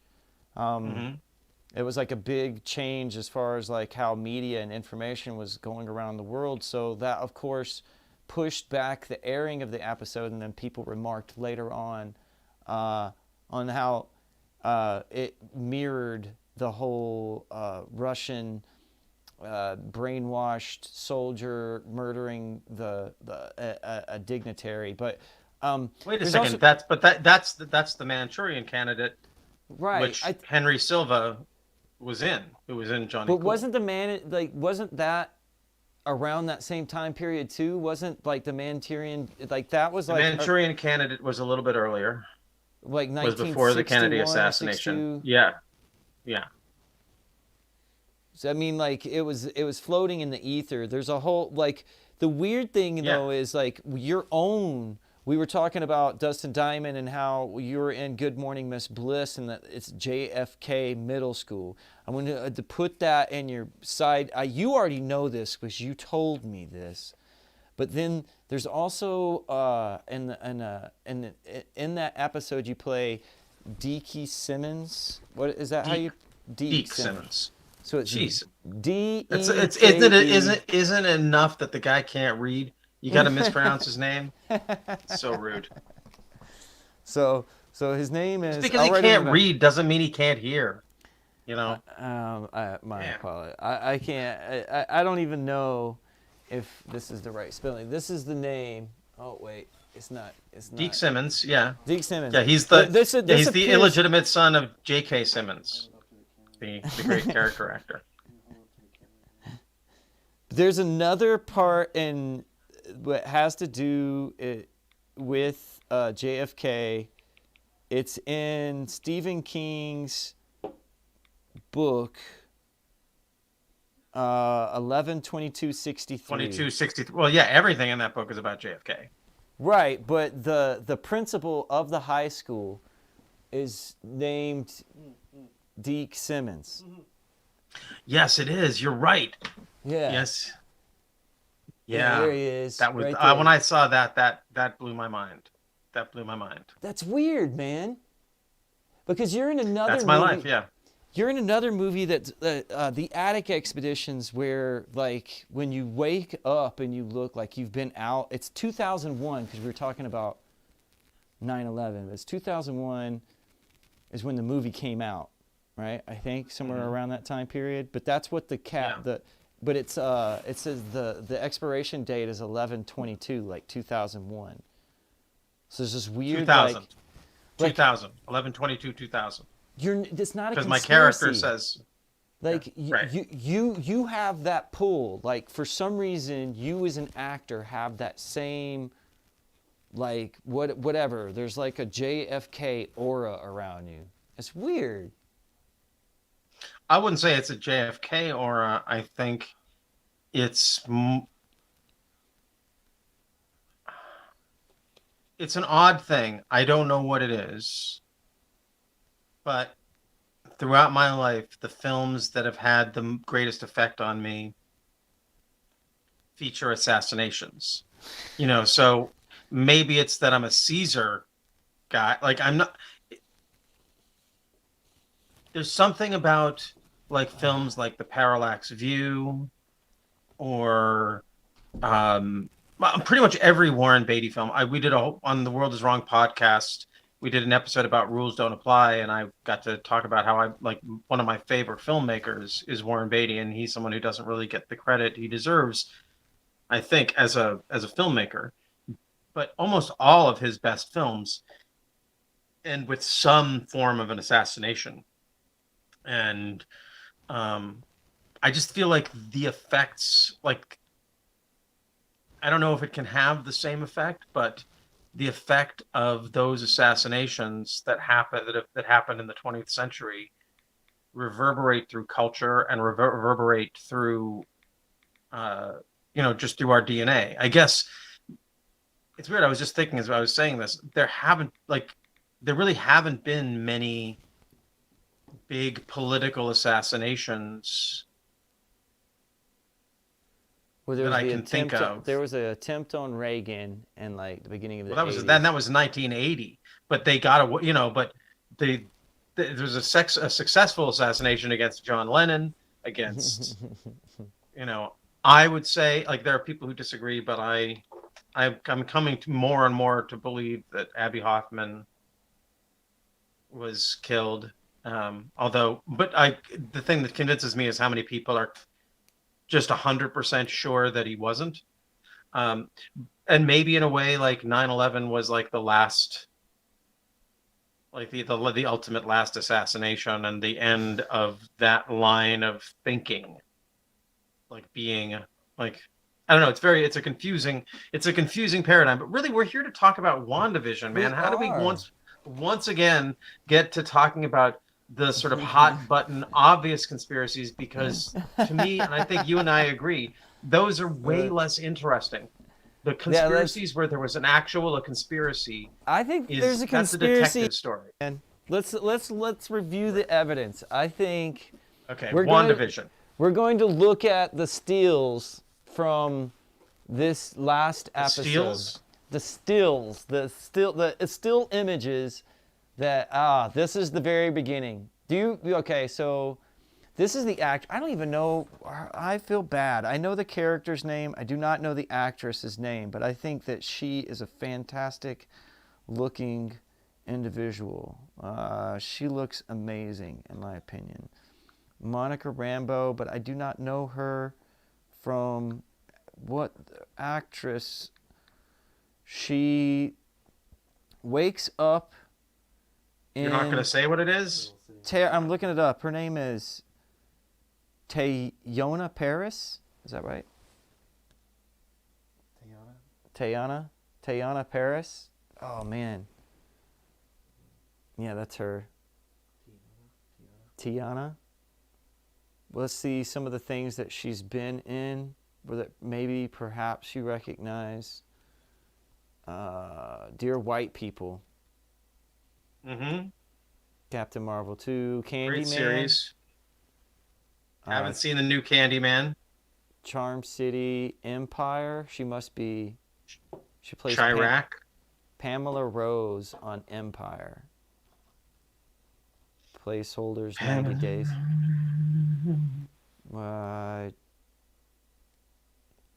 Mad Men. Oh, she's Dawn's. She's Dawn. Oh, that's powerful to me for some reason. She's Dawn's replacement. Remember? Well, yeah, I know why it's powerful for you, because it's the same thing that you are sinking on in the second episode of WandaVision when she shows up sitting on the bench. Yeah, absolutely. But also like Don Draper, this realistic anachronism. Dick Whitman, this whole Dick energy. But also, I don't know if you know this, but Don Draper's daughter, the actress who plays her, plays in that new Sabrina the Teenage Witch, where she like runs hell. So there's all of this. There's the devil. There's this devil energy coming in. But Mad Men, Dawn Chambers, Dawn like light from dawn. Do you get what I'm saying? Yeah. And and as the, like, she's the light Dawn, but sort of like Dawn Draper and Dawn Chambers. And like Dawn, like a drape is a veil. So like it's almost like Dawn Draper is the darkness, and Dawn Chambers is the light, which makes a sweet yin yang. Yeah, it's potent. Think about. She wears this gold cross. I looked at this a lot. I see a cross, but I think it's representative of the high priestess's. I see through. And then also like her what her comic character that you can see in the bottom right there right now, what she wears normally, but. Man, I'm just stunned. I had no idea that was the secretary. Because the secretary, I mean, that's what the whole thing about... It's like Harry Potter's, Defense of the Dark Arts teacher always changes. So does Don Draper's secretaries. All right, you got it? We good? Okay, so this is where she goes to New Jersey into Westview. This guy does this flourish with the card. And you'll notice his like his suit, like we were talking about earlier, everything like pay close attention to the costumes or the wardrobe in this series is way over the top. Just super, super, super, like they spent most of their money on that, I feel like. But when this guy, when he first introduces himself to Monica Rambeau, he produces his card. Agent like Wu, right? Yes. Agent Wu? He produces it like a playing card, like a magic trick. And he goes, then they come up to the cops who don't even recognize the fucking town they're in. And then there's our hexagon. And I think that that's the spread again. That's our... There's like a path in the middle, kind of like the path that's on the hexagon, like the journey through, and then you have, there's red triangles where all the cards would go. I think that that's why the hexagon shape, and then this is just a bunch of nerd globbly glook on why sitcoms. Well, don't you think that that's a bold? I mean, or do you think that WandaVision is making a statement as far as like this being the whole stream, the idea of going to streaming? Yeah, it's almost 1, but we're fine. We're good. We'll go a little bit. This is the bench part that we were talking about, where she's on. And I feel like the subject of race is being talked about here. Yeah, like the Rosa Parks thing. The parks. Hey, could one of you send me the link to the WandaVision premiere? Again, I know you sent it to me last week, but if you can resend it to me. The log on. Oh, yeah. Yeah. So it hasn't come out yet, but in the next week or so, we're going to be coming out with a Radio 8-Ball episode that is companion piece to this. Will asked a question about eggs on the Radio 8-Ball podcast, and you can check it out. Not right now again, but by week's end, I intend to have that out, and I think it's going to be a good episode. But right here... There it is. But that is definitely not the boss lady I met yesterday. And she's sitting on a bench. And he makes a comment about her being the boss lady. And like you said, the high priestess is the boss lady. Is he still with us, or did he drop off? I'm here. Okay, cool. Oh, sorry. All right, we're getting ready. Let's see if we can scroll through. There's not very much that happens. There's a 237. I'm still logged in. Cool. There's a 237 right there on that. I think that's another. That's a real stretch. Whatever. And then she's. So what card are we expecting in this one? I'm betting on the devil. I'm betting on the devil as well. Okay. I think the devil is who we're looking for. But we don't have. We don't have any proof. Pretty bold. We don't have any purely proof instinctive. Other than the synchronicities, my friend. It's in the cards. Yeah. The devil is in the details. So. The devil is in the details. Yeah, I guess so. Maybe can I just throw that out that on the Radio 8-Ball podcast, we were exploring the High Priestess. But we were also recording our 666th episode, and this all just aligned, and we were trying to, the devil card is like the death card, is really difficult to navigate because of our egoic attachment to either living or to being good. And so this has led to I guess I'm kind of surprised to hear that you are doubling down with me on my synchronicity. So luckily, I trust my synchronicity sense implicitly, which has got me into lots of good trouble as as a phrase we're thinking about this month, this Black History Month. And so, yeah, let's view like, this. should we? Yeah, you ready? Are we going to try and sync up and watch it at the same time? Yeah. Hold on just a second. Let us bring this up and let us make sure that our sound. Last time we got hit because we left our sound running. Well, So there it is. It's there. So yeah, okay, all right. Oh, and wow, we're in the 80s. They might run into me. You might. We might. What if there's? I think that this might be like. I think this might be a Halloween episode. I think this might be, you know, kind of like an homage to the E.T. scene where they go through. You know what I mean? Because that Halloween gives you the ability for that devil imagery, but it's also one of the classic scenes from the 80s that I remember, is how they camouflage their whole operation in E.T. with the illusion of Halloween. Okay, so you're an Anubanist. Sorry, I was making a Hurricane Festival reference that nobody will get. Oh yeah. So that's even you won't get it. The world's wrong about you, Andras. He can't pronounce the words correctly. Pep Boy can't.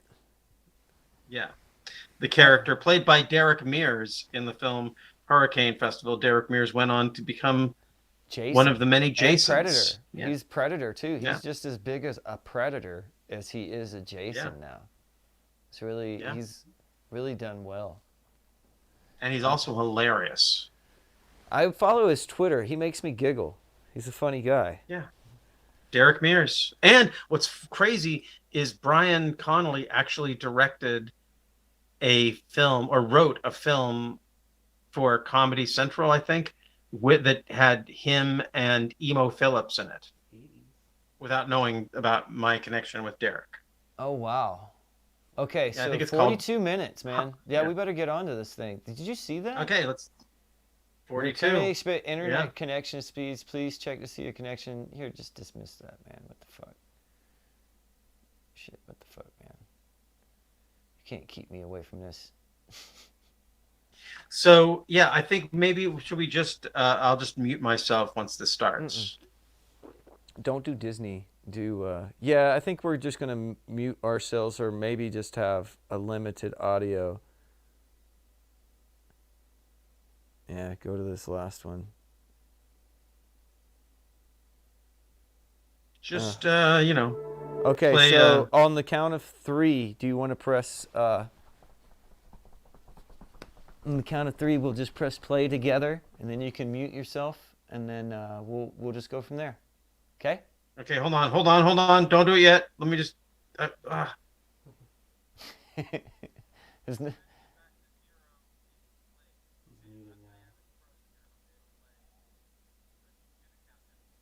Okay, on the count of 3.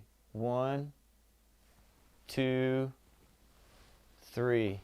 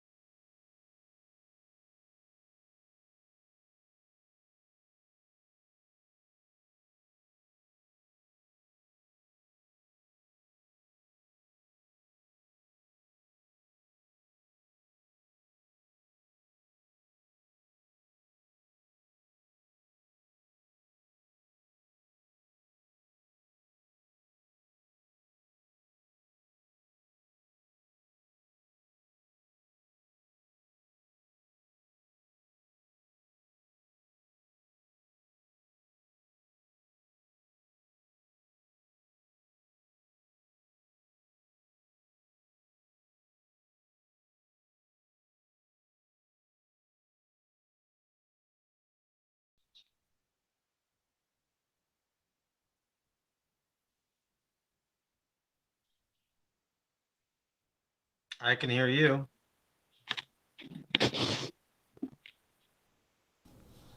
So first impressions, what do you think? Okay, I took some notes.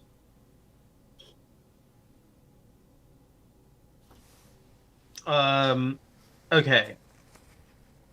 So I'm playing your game now.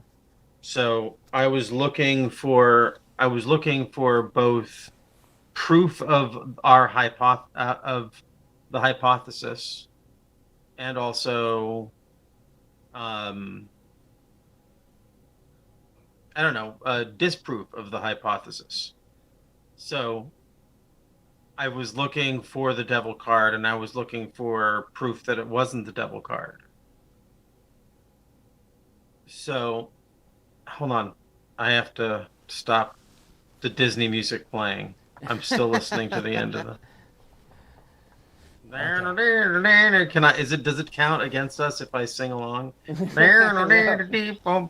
Blink, blink, blink, blink. Okay. Covers are completely acceptable on YouTube. So, okay. So they started with this, like I was looking for like a weird, like a sort of a Cain and Abel thing. I was really obsessed with the twins, and the twins, Gemini is associated with Mercury, and Mercury is associated with the art card. So that was the disproof of the devil being the card that's associated with this. But there were some things that, well, that sort of Darwin's descent of man thing at the beginning sort of caught my attention. Just because, like, the descent of man is sort of like a devilish idea, and the whole vibe of it. Have you ever seen Too Many Cooks? No. Oh, I hope some of your viewers, if you haven't seen it, you should look it up. It's a very weird and dark parody of 80s TV aesthetic, and I feel like this episode, the people who made this must be fans of Too Many Cooks. It's basically, it starts off as the theme song to a show like this, but the theme song never ends, yeah, just, you got to watch it. It's a wild and dark, I think, influence on this. And then for me, the thing that really stuck out was the way that they were like, they got into the Russian conspiracy stuff of, like, she's Maximov, and the show, it seems like it opposes that, like the asshole FBI guy or whatever, Shield guy or whatever. I don't know. I don't know all the lingo, but you know who I mean, Mm-hmm. right? Mm-hmm. The asshole white guy. Mm-hmm. So the show is against him, which, just to me, it's always weird when Disney, like, tries to whitewashes over its own anti-communist, McCarthyist history. And so, but it's kind of making fun of that, although making fun of it, exteriorizing it, and not, like, internalizing it. Who knows?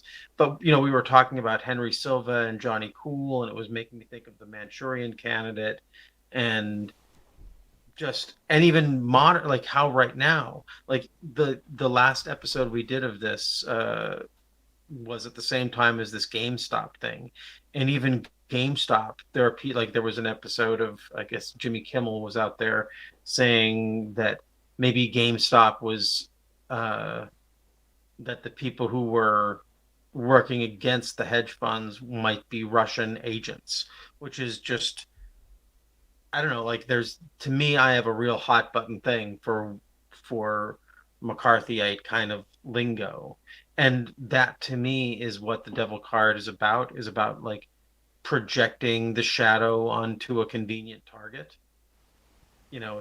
And there's something about their way that the show, the bad guys in the show, are treating Wanda or Maximov as, just resonated with that. And then I have two other really short things really quickly. One, it's the return of Amos Glick as the mailman. We got Oh another yes. appearance of the mailman. It was He's pretty in awesome. I think he's in every one. I think he's No, in no, every. he wasn't. No, he wasn't in the last episode. He was not in number 3, the childbirth. You're right, but he's the first person you see in episode 1. Like, Yes, he is the first. He's the first. She's in the first shot. and So, and he's talking about your mom won't let him get that far about the dog. I was trying to think of where the dog might fit into this, and maybe there's something there. But the one question I have was that tiger on the kitchen table. yeah, It was featured in these shots multiple times, and I didn't quite know what to make of that, but it all seemed over the very place. conscious. Yeah, the tiger thing seemed very conscious. So those were my takeaways. What about yours? So the first thing I have to say is the Charles Darwin thing is of the utmost importance because Paul Bettany actually plays Charles Darwin. And Yeah. 2014, I think's creation, 2009's creation. Yeah, and also in that Master and Commander, he's trying to do a Darwin-esque Yeah. kind of experiment, right? Absolutely. And I just filmed that yesterday. I've had that in my pocket all of COVID. I sat down with my daughter over COVID and made her watch a bunch of Paul Bettany. This is like the first meta egg that I did with her. Does that make sense? So it's like, I'm crazy. She knows I'm nuts. I have weird theories. But I sat down and I watched all these Paul Bettany movies, including Beautiful Mind. I think there was a Beautiful Mind, Creation, Master and Commander, and then Noah, which features Russell Crowe. And I got a Noah vibe out of the last WandaVision. So I knew it was like in my little cachet of Paul Bettany stuff. But I was pretty surprised that they flat out said Darwin in this one. Like they That addressed he's reading The Descent of Man to his kid to make him go to sleep, but it's not messed working. up. It's like a direct hit. It's like that's an argument. I mean, the whole thing with the Master and Commander on the far side of the world is that Paul Bettany plays the doctor who's trying to convince Russell Crowe to take him to the Galapagos Islands, right? But it's like 50 years before Darwin. So he's trying to say, let's go to the Galapagos Islands so I can get there before Darwin gets there. And instead, Russell Crowe uses the lessons the doctor teaches him about adaptation to beat his enemy and like the survival of the fittest thing. So there's a direct relationship that they knew about there. I don't even know. I love the Full House references. I love like the Family Ties opening. Mm-hmm. There's something that they say there. I can't remember. Maybe they say something about November. Like this won't happen until November, or it won't make it past November. And we thought about the song that came up on the Radio 8-Ball. Oh yeah, I didn't connect that. I wrote that down in my notes. I also wrote the heart shield on the dog. I think we got the Fool card. I do not think we got the Devil card. I think that we were proven that Wanda is the villain. But the dog is the new lobster for me. That dog points to the Fool card. And I bet you if you check out the aesthetics, that there's a little bit of that Quicksilver almost looks like the Fool. Like, she talks about the resurrection of the dog, right? The resurrection of Vision. We've gotten evidence that she's the villain here, right? It's a dead dog. It's a dead dog. And Vision's dead too. They showed you her taking his dead body Yeah. into the hex. And her this is the weird thing. So do you understand that like there was so Marvel sold off all of their characters and Fox owned X-Men. So there was 2 different Quicksilvers. There was the one in the X-Men, and then there was the one who was in the MCU. And in the one in the MCU died, but she just resurrected her brother, but they used the actor who was in the Fox. And then that's why, what's her name, Kat, she says something along the lines of, did she just recast Pietro? Yeah, and then she said Because, Pietro. yeah, because they crossed over. They used a different actor than the original actor, but that actor has played the same character. Does that make sense? Yes. That's mind-boggling. So it's like them using like 007, right? So who played? Sean Connery played first. Roger Moore played him second, right?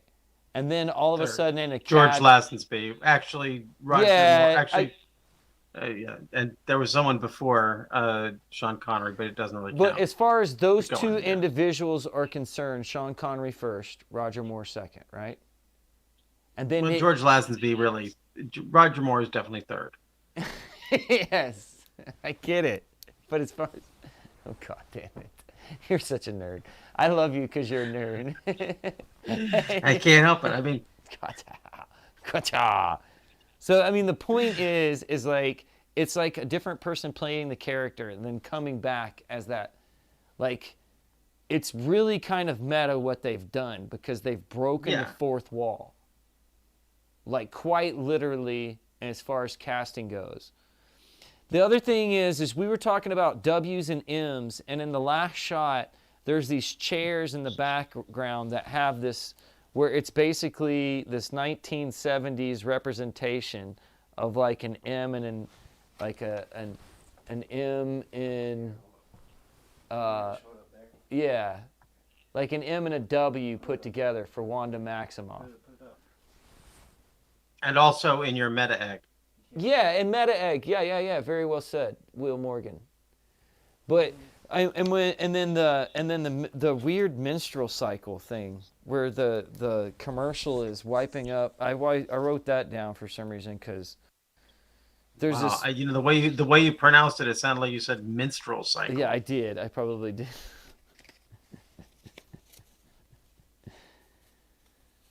I don't know. I like the Charles Darwin thing. Like, it's so in your face as far as like we know you're paying attention.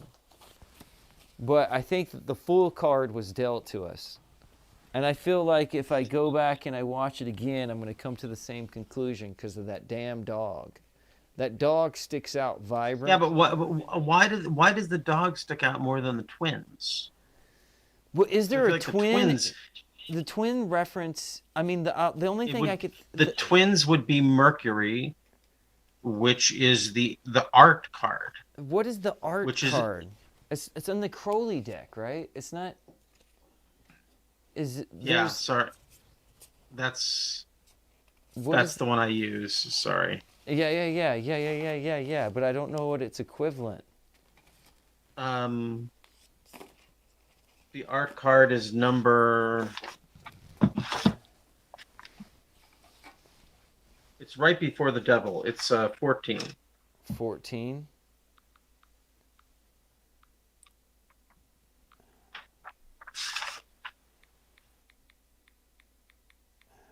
Alchemy, the merging of opposites. Temperance.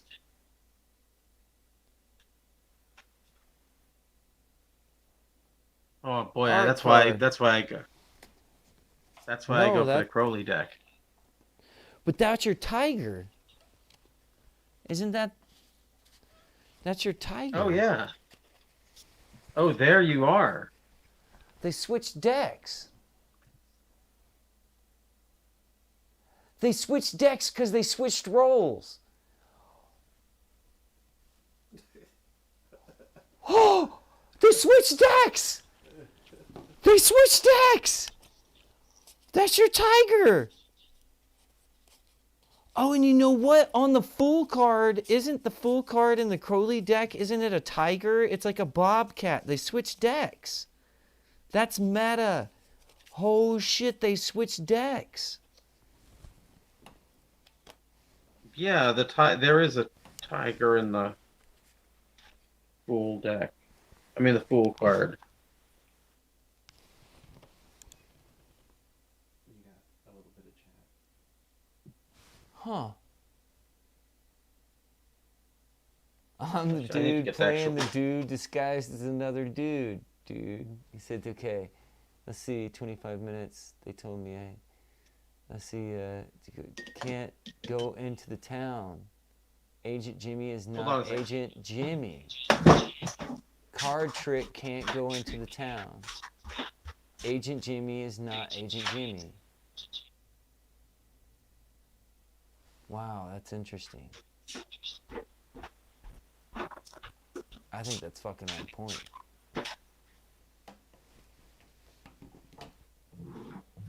See, I do not notice subtleties of the differences between the decks. But this would be in line. But this would be the complication of each episode has got increasingly weird and more in depth. Well, by the way, this episode was great, wasn't it? I mean, I thought this episode... This was like the first complete episode where the things that were going on were in relationship to the audience and not trying to confuse the audience, or the audience was trying to figure out. This was like the first complete episode. And I just love the fact that you're see, you said the Mercury card, the art card. So you're saying Mercury is associated to that card? Is that right? Yeah. Like it's associated tangentially to other cards, but that's the one that's the direct hit. Like that's the card of Mercury. Yeah, there is a fool. There's a tiger in the fool card. There's a tiger. Well, it's not in the major arcana. There's a tiger So in the the tiger and Princess the of dog Wands. are the same thing. The tiger, because they introduced a new complexity to the whole situation, and is that they can, oh, that's too much, man. Am I giving them too much credit? Holy Maybe. crap. But that's why I think so much of this is... How did the kids find the dog in the first place? It's intuitive. It's not intentional. There's no one... I'm sure they don't have an astrological or a tarot consultant on the set. But they might on the production side, you know, in the framing, there may be, I mean, at the highest levels of creativity, this is what people work with, is like, oh, I'm going to use these archetypes as a jumping off point. And then, you know, depending upon how smarty pants you want to be about it. Yeah, the 3 cards that I can find in the Crowley deck that have the tiger are the art card, the Fool, and the Princess of Wands. She slays the tiger. Sets herself free.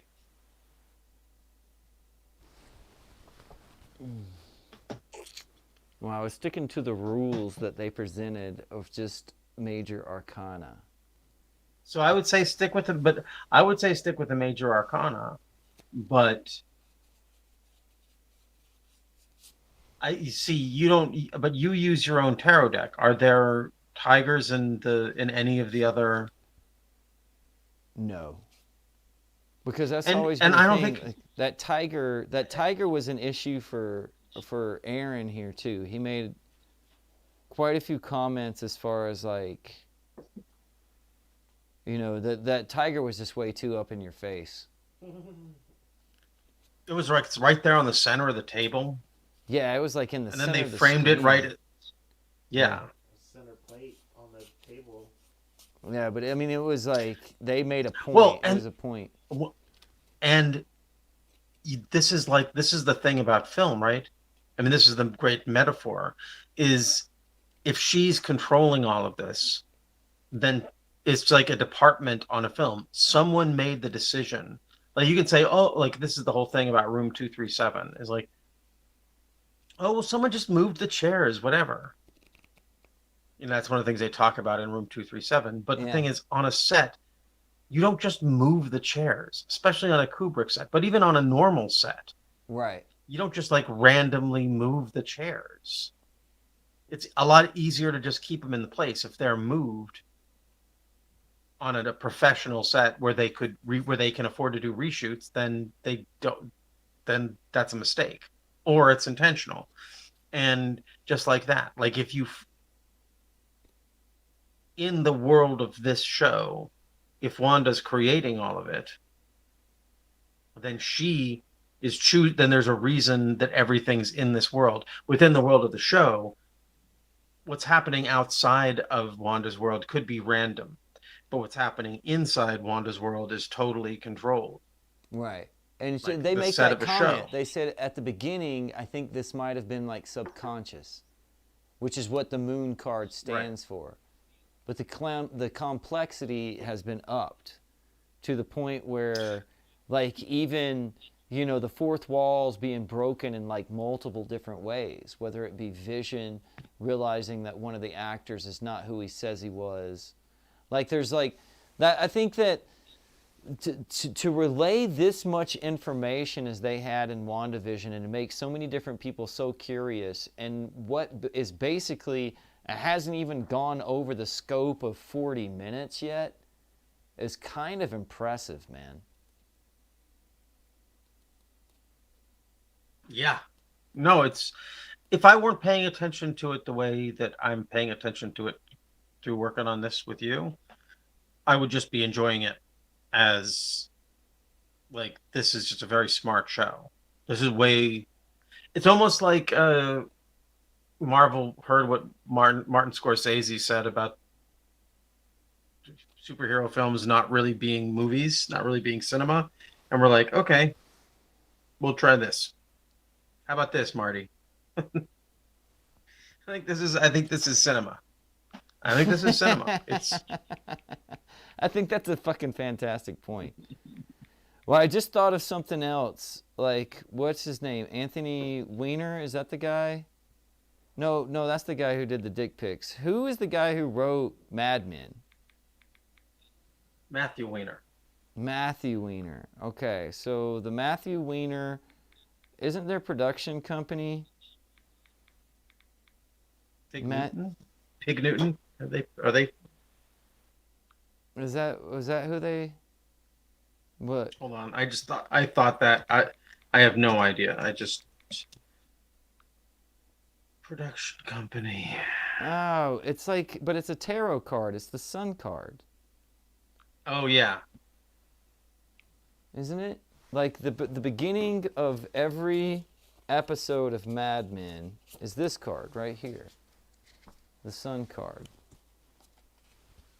And we already have. Well, by the time you hold it up, I'm watching everything on a delay here, so. All right. Well, look, it is 2:00 in the evening, in the morning. I know it. I've been up. Oh, it's been a long day. Yeah, for me as well. I appreciate spending the last part of it with you, sir. It's been a great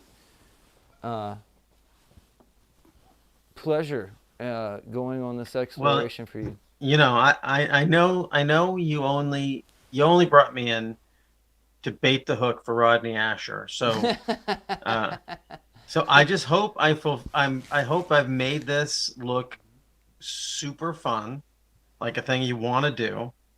And I would love to see Rodney Asher do this with you. Not that he listens to me, even though we were born on the same day. We're birthday brothers. And I don't know if he considers that a badge of honor, but I do. And so I hope that I can convince. I hope this experience, like when he watches this, he's like, "Damn, I want to do the next WandaVision." But if he doesn't, and you need me to come back anytime, I'm always happy to. Well, I might have to take a break in the next week or so just to fucking feel the lay of the land. Plus, I got some other stuff moving. Well, you can't stop. You got to do every episode. I think you might be right. Come on, that's no. You can't break a role. You can't break character. You can't. All right, well, regardless. You're just priming the pump here. Come on. This is... I'm not... Look, sir, I appreciate what we have done here this evening. I thank you for your company.